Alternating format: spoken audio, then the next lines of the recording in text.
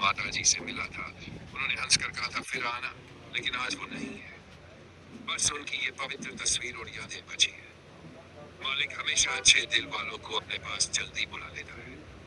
दुख की इस घड़ी में हमारे गांव जमवार के एक बहुत ही सम्मानित और बड़े व्यक्तित्व यहाँ पहुंचे हैं। वे माता जी को अपनी श्रद्धांजलि दे रहे हैं।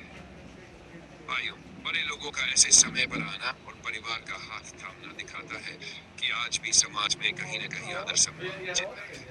लेकिन आगे इस भोज में क्या क्या बदलने वाला है, समाज का क्या करवा रूप दिखने वाला है, उसे देखने के लिए भाग जरूर देखिएगा।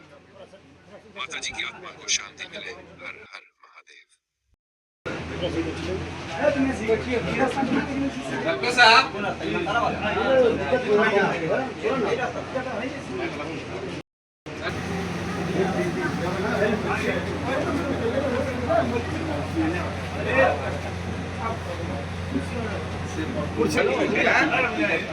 जगह कम है में ना, ठीक है। वो नवीन बाबू बैठो बैठो ठीक है ना भैया गार्जियन के पहले दे जगह